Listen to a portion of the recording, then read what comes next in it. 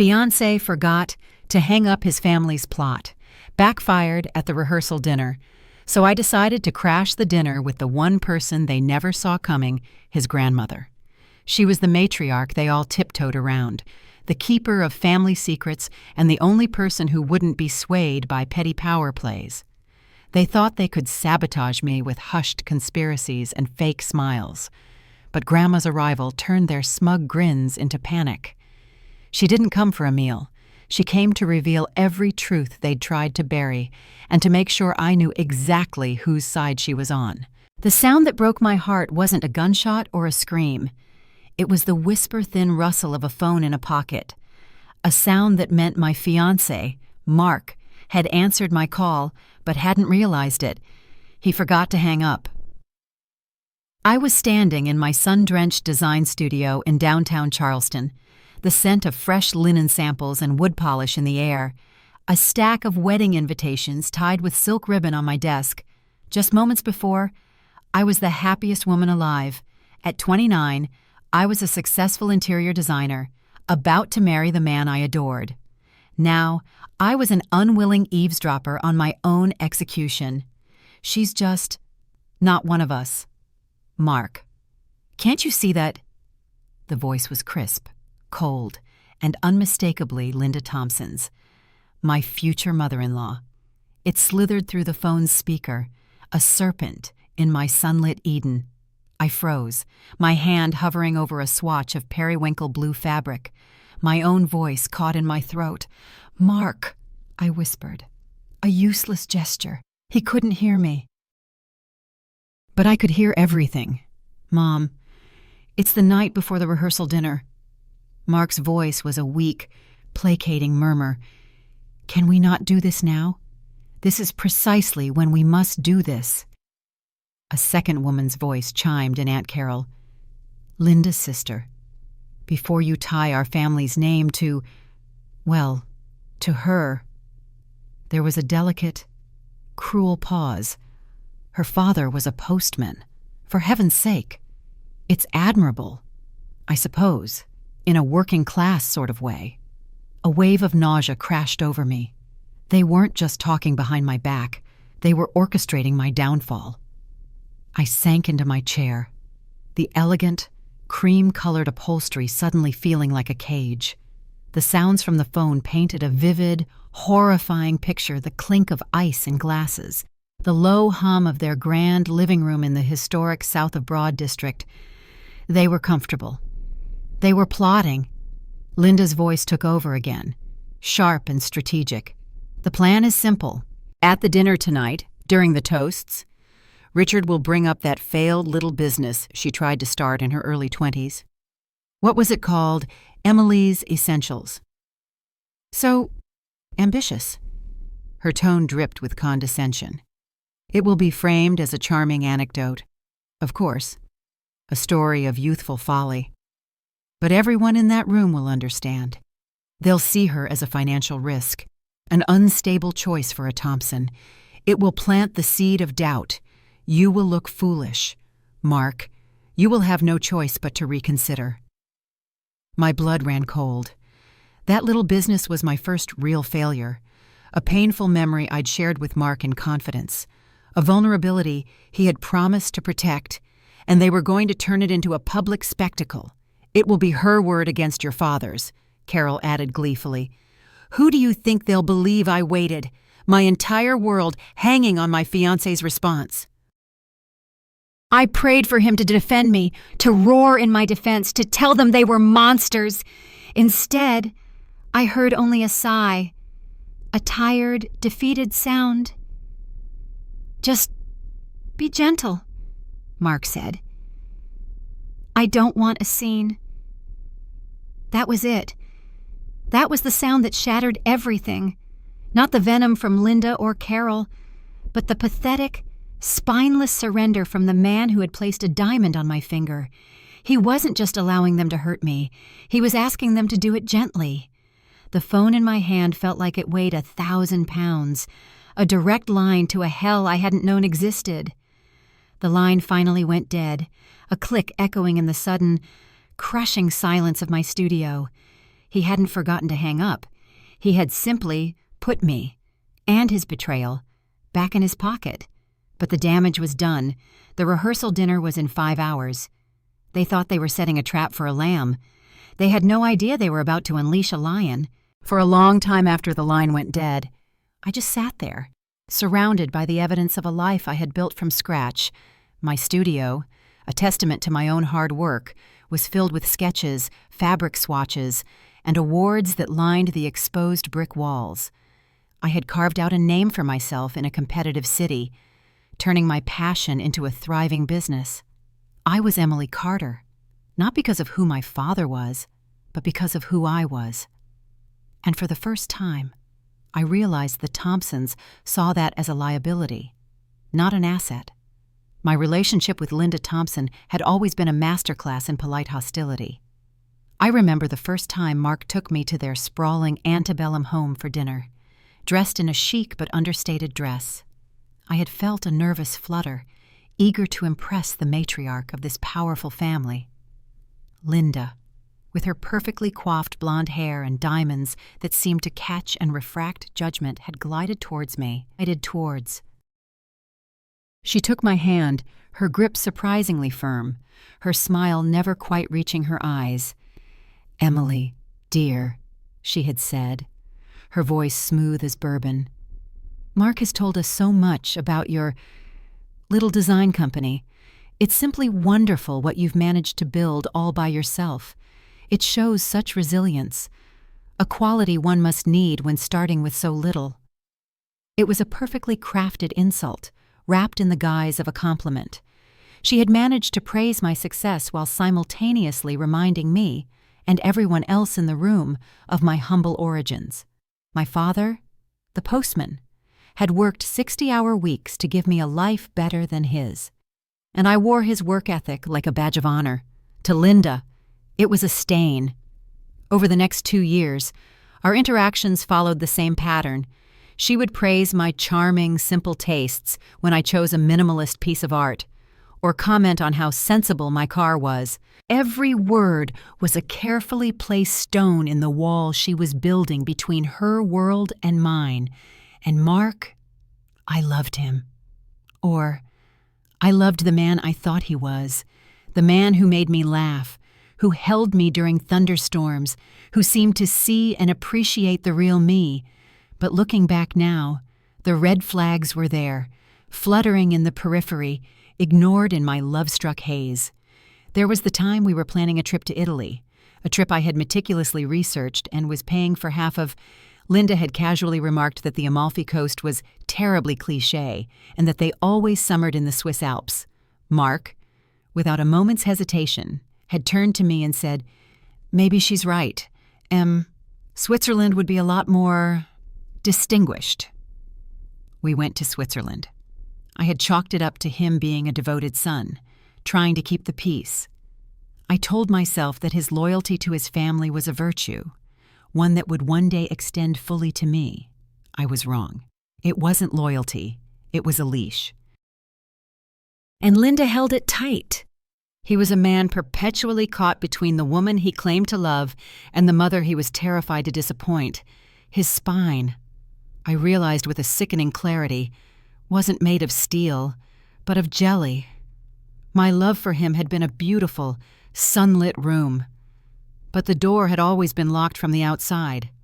I was a guest in his life, always on probation, my worth constantly being evaluated by a jury I could never win over. They didn't want a daughter-in-law. They wanted an acquisition, a merger that would enhance the family brand. My independence, my self-made success, wasn't a feature. It was a bug in their system. A cold fire began to burn in my chest, replacing the icy shock. The pain was still there, a deep, throbbing ache, but it was now mingling with something else, a cold, sharp-edged fury. They thought they knew me. They saw a gentle, polite girl from a working-class family, someone who would be so grateful to marry into their dynasty that she would swallow any insult, endure any humiliation. They thought I would crumble. They thought I would cry, pack my bags, and disappear, leaving Mark to be scooped back into the family fold. A crisis neatly averted. My hands curled into fists. I looked at the wedding invitations on my desk, the elegant script of our names entwined. It was all a beautifully designed lie. Tonight, at the rehearsal dinner, I would redecorate, and the main color scheme would be the truth. The hours leading up to the rehearsal dinner were a masterclass in controlled fury. The initial tidal wave of pain had receded, leaving behind a glacial calm. I moved through my apartment with a chilling sense of purpose, showering and doing my makeup not as a bride-to-be, but as a general preparing for battle. Every swipe of mascara, every brush of blush was a deliberate act of defiance. They wanted to see me crumble. I would give them granite. My phone buzzed on the vanity, vibrating against the marble countertop. Mark's name flashed on the screen. My heart gave a painful, traitorous lurch before the ice set in again. It was a text.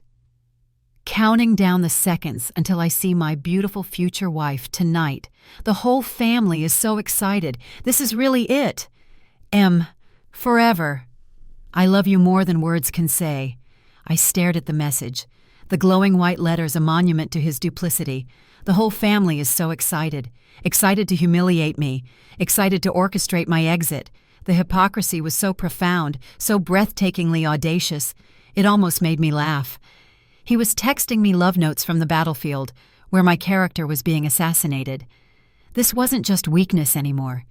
This was an active, insidious betrayal. He was compartmentalizing his guilt, hiding behind sweet nothings while sharpening the knife his mother had handed him. I typed back a simple, chillingly normal reply. Can't wait. Love you too. See you there. So sending it felt like a declaration of war. He would read it, feel relieved, and walk into the evening completely unsuspecting. Good. The element of surprise was my only ally. Just as I was zipping up the dress, I had originally planned to wear a sophisticated, deep emerald green silk number that made me feel powerful and uniquely me. There was a sharp rap at my door. I opened it to find a courier holding a large, impossibly chic box from a high-end local boutique, the kind Linda frequented. Delivery for Ms. Emily Carter, he said, handing it over. I took the box inside, my hand steady. There was no sender listed on the outside, but I knew. I slit the tape with a nail file and lifted the lid. Nestled in layers of tissue paper was a dress. It was a pearl white, high-necked, long-sleeved sheath made of heavy, expensive crepe. It was impeccably tailored, achingly conservative, and utterly devoid of personality. It was the kind of dress a woman wears when she wants to blend into the background, to be seen as appropriate and nothing more. It was a Thompson uniform. Tucked inside was a card, Linda's elegant, spiky handwriting filling the small space. Dearest Emily, a little something for you to wear tonight. I saw it and thought of you immediately. We want you to look and feel like part of the family. With love, Linda. I dropped the card as if it had burned me. This was it. The escalation. This was not a gift. It was a Trojan horse. A new, brilliant layer to her plot. She wasn't just planning to ambush me with words. She was trying to dictate the terms of my surrender before I even arrived. She wanted to strip me of my own style, my own identity, and costume me for my role as the disgraced fiancé. If I wore it, I would be signaling my compliance, my willingness to be molded. I would be walking in already defeated, a lamb in sacrificial white. If I didn't wear it, she would have her opening act. She could express her disappointment to the early arrivals, paint me as ungrateful and defiant before my supposed youthful folly was even mentioned. She was boxing me in. I held the dress up against my body, looking at my reflection in the full-length mirror. The woman staring back was a stranger, a pale, subdued version of myself. This was their vision for me washed out, remade in their image, stripped of the very vibrancy Mark claimed to love. The discomfort was a physical thing, a tightening in my chest. For a moment, a flicker of the old doubt returned. Maybe I should just call Mark. End it now. Spare myself the public spectacle. But then I saw the emerald green dress lying on my bed. My dress, the choice I had made, and my resolve hardened like tempered steel. Linda had just handed me the most powerful piece of evidence I could ever ask for. She thought she was giving me a cage. She had no idea she'd just given me the key. I arrived at the Palmetto Club, an old money bastion of Charleston society, precisely on time. The air inside was thick with the scent of lilies and privilege. Soft jazz trickled from hidden speakers, and the low hum of conversation was punctuated by the clink of crystal glasses.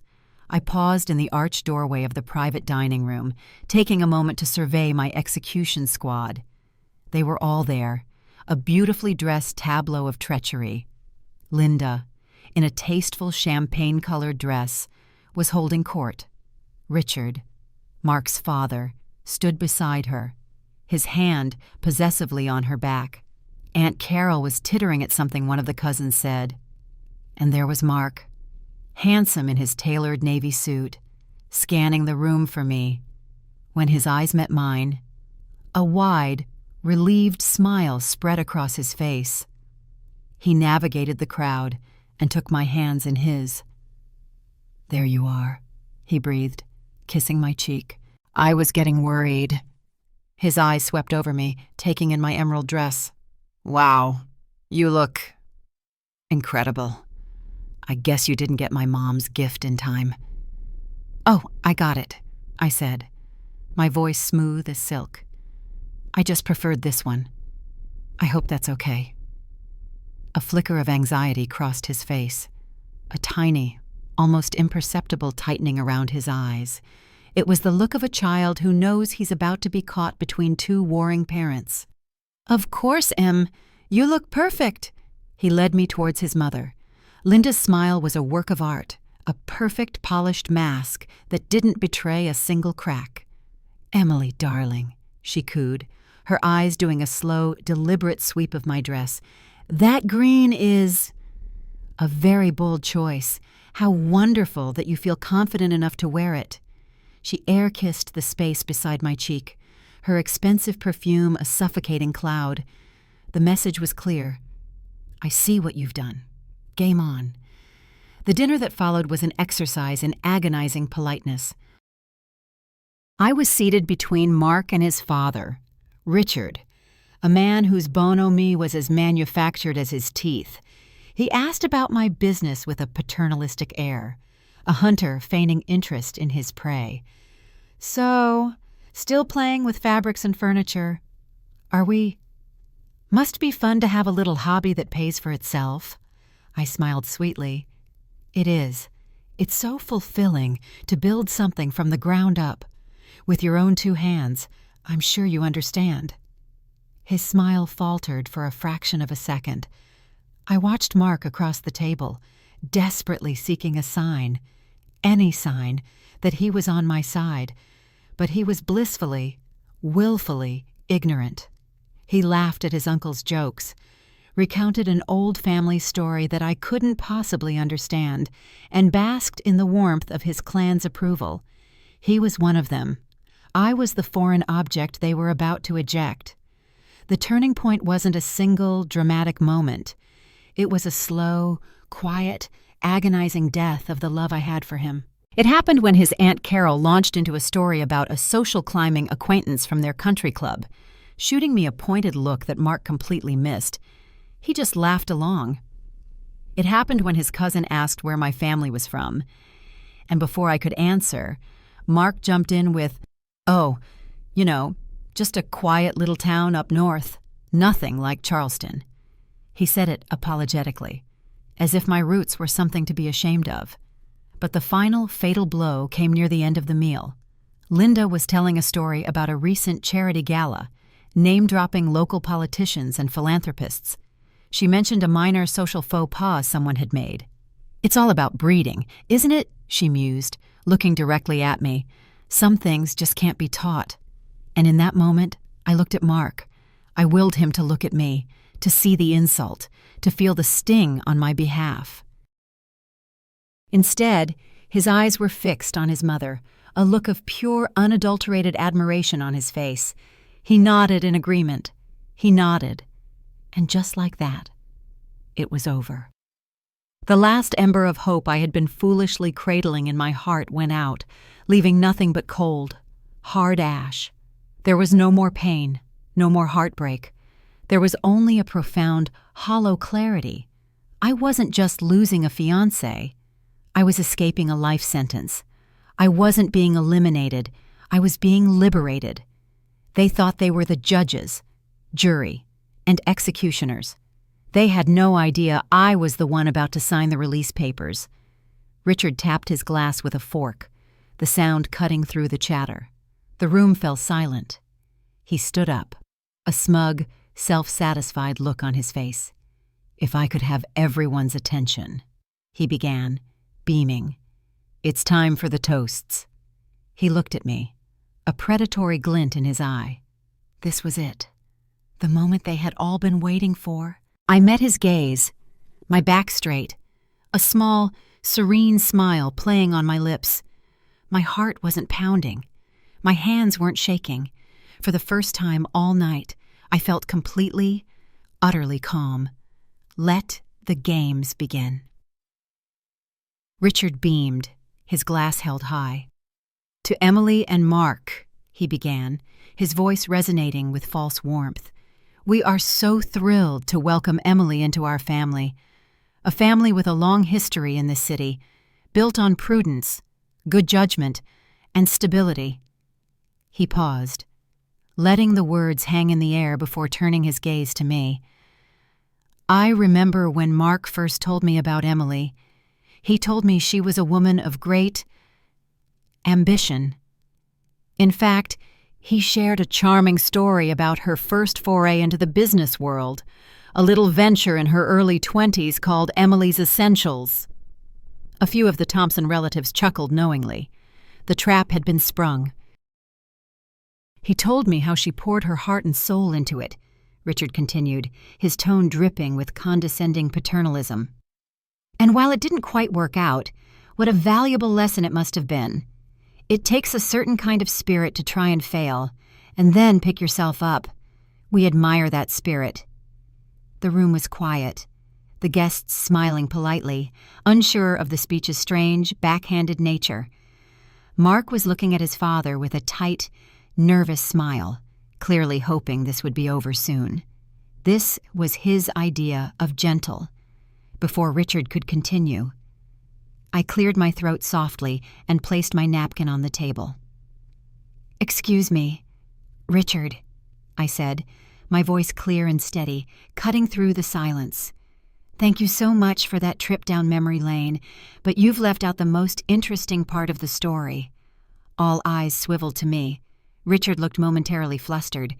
"I'm sorry, Emily." I smiled, a bright, beautiful, and utterly merciless smile. "The story of how that anecdote was chosen for tonight's toast. You see, I was privy to the planning session. It happened this afternoon, around 3 p.m., when my fiancé forgot to hang up his phone." A collective, soft gasp rippled through the room. Mark's face went white. He stared at me, his mouth slightly agape, the color draining from his cheeks. Linda's polished mask cracked, her eyes widening in disbelief and horror. "It was a fascinating call," I continued, my voice never wavering, addressing the entire room now. "Linda, you were the lead strategist. Your exact words, I believe, were that I am just not one of us, and Aunt Carol, you were concerned about my father's profession. A postman, you said, was admirable in a working-class sort of way." I let that sink in, watching Carol's face turn a blotchy, panicked red. I then turned my full attention back to Richard. "And you, Richard. Your role was to tell this very story, to frame it as youthful folly so that everyone here would see me as a financial risk. The goal was to plant the seed of doubt, to make Mark look foolish, and to give him no choice but to reconsider the wedding.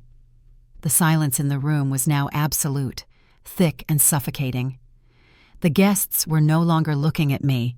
They were staring at the Thompsons, their expression shifting from confusion to shock and dawning disgust. "Oh, but the planning didn't stop there," I said, my voice dangerously sweet. I reached into my clutch and pulled out the crisp and white note card from Linda. I held it up. This came with a dress that was delivered to my apartment a few hours ago. A lovely, conservative, pearl-white dress. The card reads, "We want you to look and feel like part of the family." It wasn't a gift. It was a costume for my own humiliation. A uniform for the girl who was about to be put in her place. Linda made a choked sound, half gasp, half sob. "That's not... You've twisted everything." "Have I?" I asked, my gaze finally landing on Mark. He looked shattered, broken, a deer caught not in headlights, but in the full, unforgiving glare of a spotlight he helped create. I waited. "Mark," I listened, hoping you would defend me, hoping you would tell your family that they were cruel and wrong. But do you know what you said? I leaned forward slightly. "You told them, just be gentle. You didn't ask them to stop. You just asked them to stab me nicely." I slowly, deliberately, began to slide the diamond ring from my finger. It felt surprisingly light. "You were all so worried about protecting the Thompson family name, so worried that my working-class background and my one business failure from a decade ago would tarnish your pristine reputation." I stood up, holding the ring between my thumb and forefinger. I looked from Linda's horrified face to Richard's impotent rage, and finally back to Mark's utter devastation. "You wanted to expose me as a risk. You're right. I did make a bad investment." I walked over to Mark and placed the engagement ring on the table, right next to his untouched glass of champagne. The small clink of diamond on crystal echoed like a gunshot in the silent room. My bad investment was you. I turned, and without another word, I walked out of the room. I didn't run. I didn't look back. I walked with the unshakable confidence of a woman who had just won back her own life, leaving the Thompson family to drown in the public humiliation they had so carefully designed for me. The cool night air of Charleston hit my face like a welcome splash of water, washing away the suffocating atmosphere of the Palmetto Club. I didn't have a destination in mind. I just walked, my heels clicking a steady, resolute rhythm on the historic cobblestone streets. I walked past gas-lit lanterns and wrought iron gates, past fragrant jasmine vines climbing up pastel-colored walls. For the first time in 2 years, I felt like I could breathe. The weight of the Thompson dynasty, a weight I hadn't even fully realized I was carrying, had been lifted. My phone started buzzing relentlessly in my clutch. Mark. Linda. Mark again. I ignored them all, letting the vibrations be a distant, irrelevant tremor from a world I had just left behind. I found myself in a small, quiet park overlooking the harbor, the dark water reflecting the distant lights of the Ravenel Bridge. I sat on a bench, took off my shoes, and dug my toes into the cool grass. The emerald dress, once my armor, now felt like a symbol of my liberation. I hadn't cried. I expected to. But the tears wouldn't come. The betrayal was so absolute, so complete, that it had cauterized the wound before it could bleed. What I felt instead was a profound, quiet sense of peace. I had faced the worst of them, not with hysterics or accusations, but with the simple, unassailable truth. I hadn't needed to raise my voice. The facts, laid bare, had done all the shouting for me. About an hour later, a single text message cut through the barrage of missed calls. It wasn't from Mark or his mother. It was from Sarah, Mark's cousin, a quiet woman who had always been kind to me in a peripheral sort of way. Emily. I have no words. What they did was monstrous. My father and I left immediately. I am so sorry you went through that. You were the most graceful person in that room tonight. If you ever need anything, please don't hesitate. It was a small crack of light in the darkness, a reminder that not everyone in that room was complicit. I typed back a simple, "Thank you, Sarah. That means a lot." I finally switched my phone to silent and took a cab back to my studio. Not the apartment I had once planned to share with Mark. The studio was my sanctuary, the one place that was entirely mine. I spent the night there, on a chaise lounge, wrapped in a cashmere throw, surrounded by the blueprints and sketches of my life's work. It felt like coming home to myself.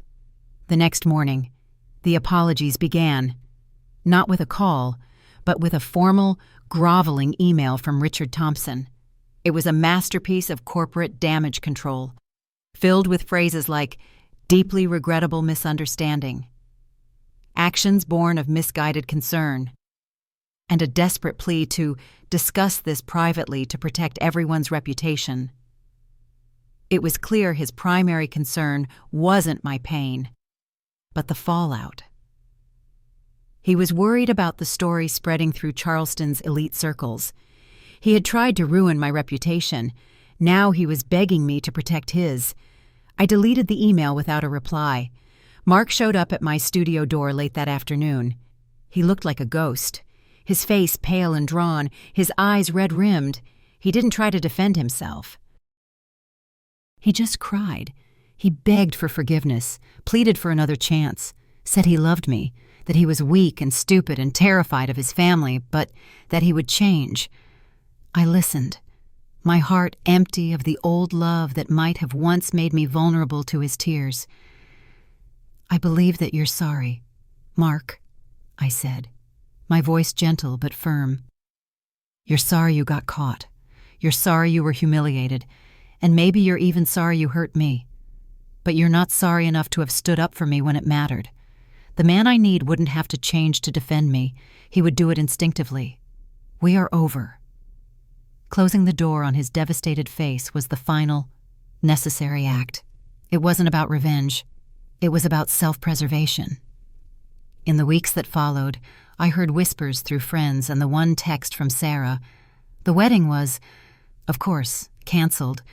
The Thompson family became the subject of quiet, delicious gossip. Linda, I heard, had taken a long vacation abroad.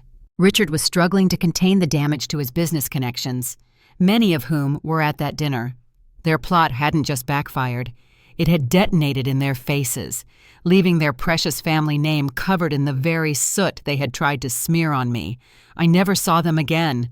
I sold the engagement ring and used the money as a down payment on a larger studio space. I poured my energy, my anger, my pain, and my newfound freedom into my work, and my business flourished in ways I had never imagined. I had lost a fiancé, but I had gained myself. They had tried to write me out of their story, to cast me as a footnote of youthful folly.